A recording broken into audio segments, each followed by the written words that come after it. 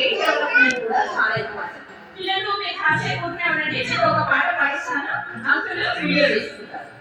Okay, రారాజు పండు పాడదామా అందరూ? గుడ్. అంతవరకు మీరు కాసేపు సైలెంట్ ఉంటారు.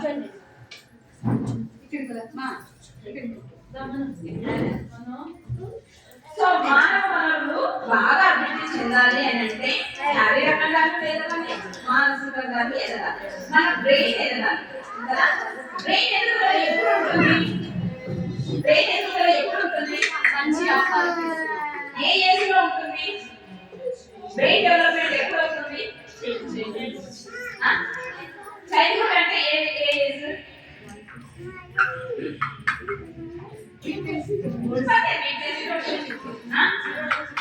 0 to 6 years. Very good, batch mangalan.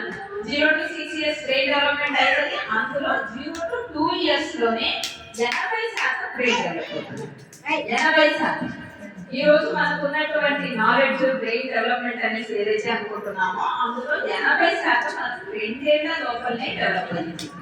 మన పిల్లలకి కూడా మనకైతే తెలియకుండా డెవలప్ అయ్యే స్టేజ్ లో మనకు తెలియదు కాబట్టి ఏమి ఇచ్చింటే అది త్వరలో ఉండిపోయింది. అందుకనేసి మన జీవితాలు ఇక్కడ ఉన్నాయి. ఆ 2 ఏళ్ల లోపల మనం సరైన పోషణ ఇస్తే మన జీవితం చాలా మంచిగా ఉంటుంది. ఆ 2 ఏళ్ల లోపల ఎలాంటి పోషణ అందిందో, ఎలాంటి ప్రేరణ అందిందో దాన్ని బట్టే మన జీవితం ఇప్పుడు కంటిన్యూ అవుతుంది. సో మనం ఏం చేయాలా? సో మనం ఏం చేయాలి? మన పిల్లలకి బిడ్డ పడినప్పటి నుంచి మొదటి 1000 రోజులు అంటాం. ఈ మొదటి 1000 రోజులు చాలా చాలా ప్రాముఖ్యత ఉన్నది మన మనిషి జీవితం. ఎందుకంటే 1000 రోజుల్లో మనం ఎలాంటి సంరక్షణని తీసుకుంటామో, ఎలాంటి పోషణని ఇస్తామో దాన్ని బట్టే మన 100 ఏళ్ల జీవితం అనేది ఆధారపడి ఉంది. ఈ 1000 రోజుల సంరక్షణ ఎలా చేయాలి? ఈశ్వరమ్మ ఫోన్ చేయి. ఈశ్వరమ్మ చెప్తుంది. ఈశ్వరమ్మ సరైన పౌష్టికాహారం తినాలి.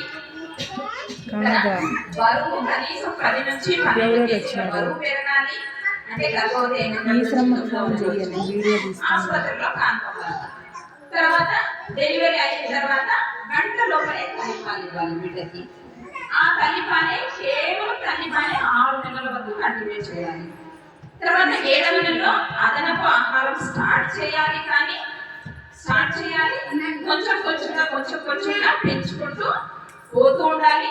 దాంతో పాటుగా పాలు కూడా 2 సంవత్సరాల వరకు కంటిన్యూ చేయాలి. ఎందుకంటే 2 సంవత్సరాల వరకు బ్రెయిన్ డెవలప్మెంట్ కి చాలా ఇంపార్టెంట్ స్టేజ్ కదా. ఒక్కరోజు ఏదైనా జలుబో దగ్గర చేసిందంటే కూడా ఆ టైంలో వాళ్ళకి ఆ రోజు ఎదుగుదల అనేది ఆగిపోతుంది సరైన పోషణ లేకుండా. కానీ తల్లిపాలు కంటిన్యూ చేస్తూ ఉంటే కనుక ఎంత ఆరోగ్యం బాగాలేకపోయినా కూడా తల్లిపాలు ఇష్టంగా తాగుతారు కాబట్టి వాళ్ళకి ఏ ఒక్క రోజు పోషణ మిస్ అవ్వకుండా ఉంటారు కాబట్టి సో పోషణ బాగుంటే బ్రెయిన్ డెవలప్మెంట్ బాగా జరుగుతుంది. ఆ బ్రెయిన్ డెవలప్మెంట్ జరిగేటువంటి ఆ 2 ఏళ్ల వయసు వరకు కూడా తల్లిపాలు కంటిన్యూ చేస్తూ బిడ్డకి అదనపు పోషకాహారాన్ని అందించాలి. సో బిడ్డకు సరైన పోషణ అందుతుందా లేదా అనేసి మనకు ఎలా తెలుస్తుంది? ప్రతి నెల బరువు ఎత్తు చూడడం ద్వారా. ప్రతి నెల బరువు పెరుగుతున్నాడు, ఎత్తు పెరుగుతున్నాడు అనేసి అంటే ఖచ్చితంగా వాడికి పోషణ అందుతుంది అనేసి అర్థం.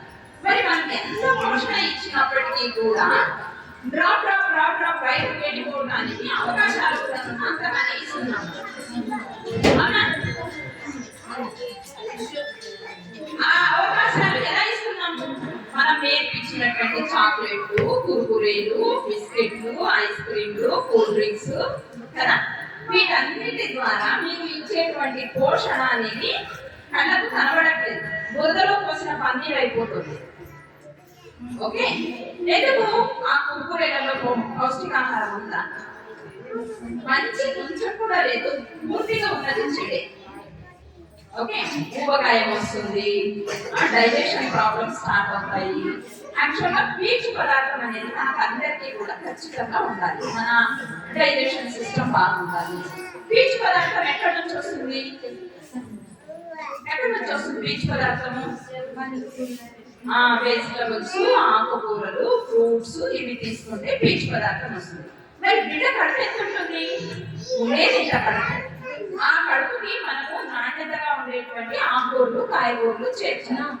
మరి ఆకుకూరలు కాయగూరలు చేర్చకుండా మనము ఈ జంక్ ఫుడ్ ని ఇవ్వడం ద్వారా ఆ ఇంత కడుపు మనకు జంక్ ఫుడ్ తో నిండిపోతుంది. మరి మనం మంచి ఫుడ్ ఇవ్వకపోతుంది, ఆ జంక్ ఫుడ్ తోటి కడుపు నిండిపోయింది. అలాంటప్పుడు బిడ్డ ఎదుగుదల ఉండాలి అంటే ఎలా అవుతుంది? కుదరదు కదా. శారీరకంగా కనిపించడానికి అవుతుంది, చప్పించడానికి కూడా ఉంటాడు. ఎందుకంటే ఎక్కువ క్యాలరీస్ ఉన్న ఫుడ్ ఏంటి ఈ బేకరీ ఫుడ్ జంక్ ఫుడ్ ఇస్తున్నారు కాబట్టి చూడడానికి కొంచెం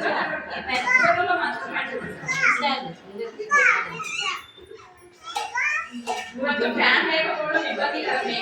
కాకపోతే నేను ఎక్కువసేపు కూడా మాట్లాడుతున్నాను, నాకు అంత టైం లేదు. ఒక 5 minutes అని నేను కంక్లూడ్ చేస్తాను.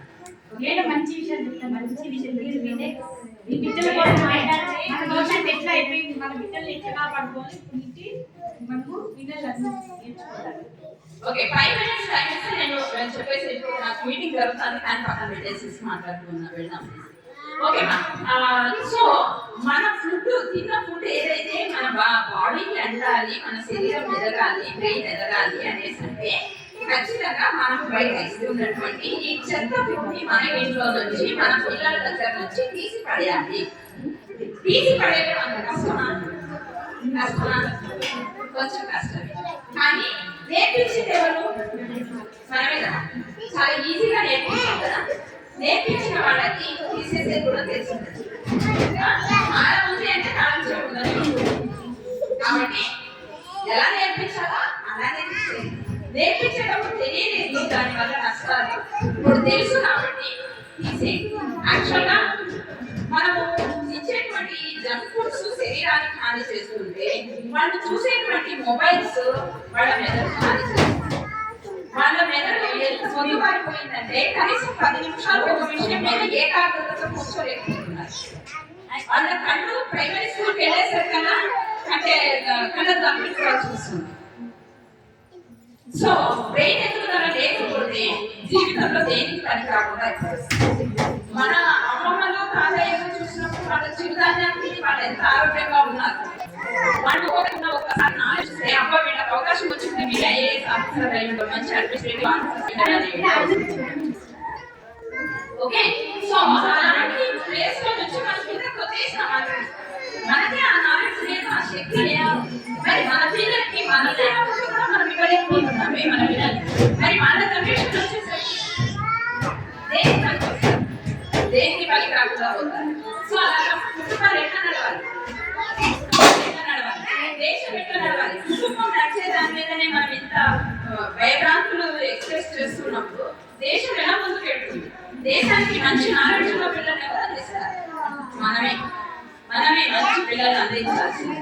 కాబట్టి ప్రతి తల్లి మారాలి, ప్రతి బిడ్డని మార్చాలి, వాళ్ళని సహజంగా ఎదిగేలాగా మనం అవకాశం ఇవ్వాలి.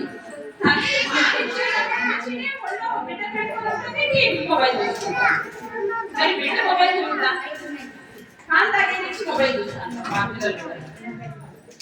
అవునా? అక్కడి నుంచి మనం నేర్పిస్తున్నాం.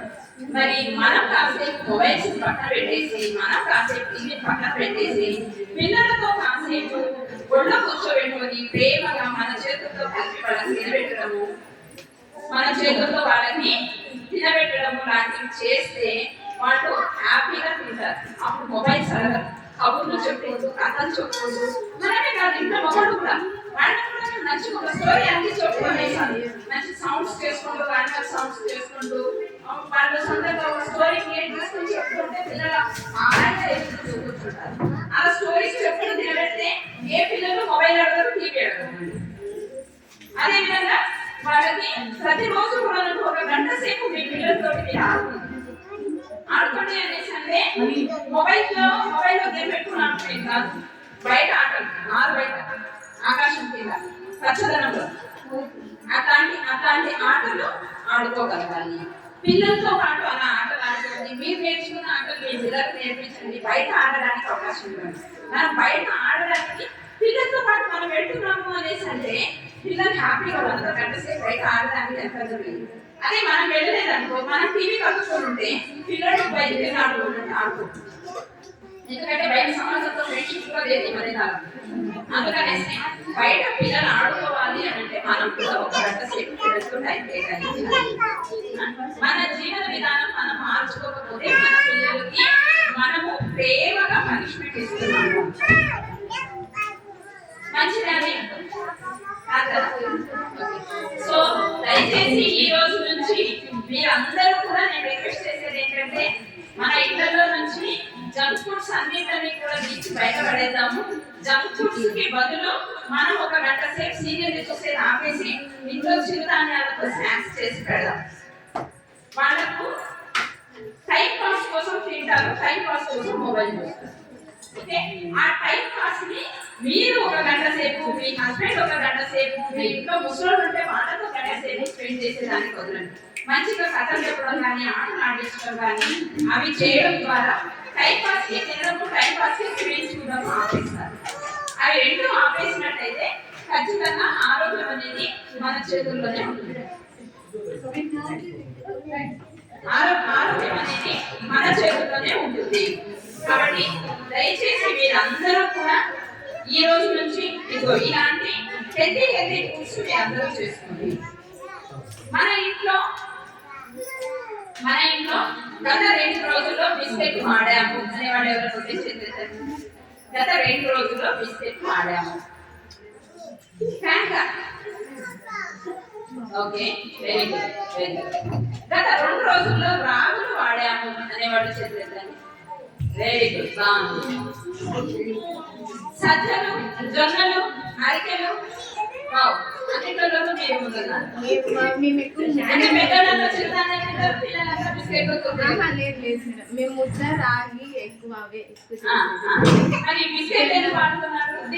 మార్నింగ్ బిస్కెట్లలో ఏముంది? కేవలం మైదా పిండి ఉంది, చక్కెర ఉంది. మనమే పండుగ రోజుల్లో కొంచెం స్వీట్ చేసుకుంటే స్వీట్ తిన్నామంటే అన్నం తింది. అలాంటి ఈ పిల్లలకి ఆ స్వీట్ షుగర్ తో ఉండేటువంటి, అంత మైదాతో ఉండేటువంటి షుగర్ పెట్టడం ద్వారా మళ్ళీ నా బిడ్డ తినలేదే, నా బిడ్డ తినలేదే అనేసి మొబైల్ ముందర పెట్టి కుక్కి కుక్కి కుక్కి పెడుతున్నాం. ఓకే, సో వాళ్ళకి తినడానికి అవకాశం ఎక్కడ ఇచ్చాం? మన సీరియల్ మిస్ అవుతుందేమో అనేసి గబుక్కున 5 రూపాయలు తీసి ఇచ్చేస్తాం. సో మనం చేసేటువంటి అలవాట్లు మనం ఒక 10 నిమిషాలు మనకి కాదు, మన పిల్లలకి కష్టపడేది. మరి ఇంత కష్టపడుతున్నప్పుడు మన పిల్లల కోసం సరైన పద్ధతిలో కష్టపడుతున్నాం. అందరికీ కొనుగోలు శక్తి బాగా ఉంది, కానీ అవగాహన ఏమిటో వాళ్లకు ప్రమాదాన్ని కొని తెచ్చి పెడుతున్నాము.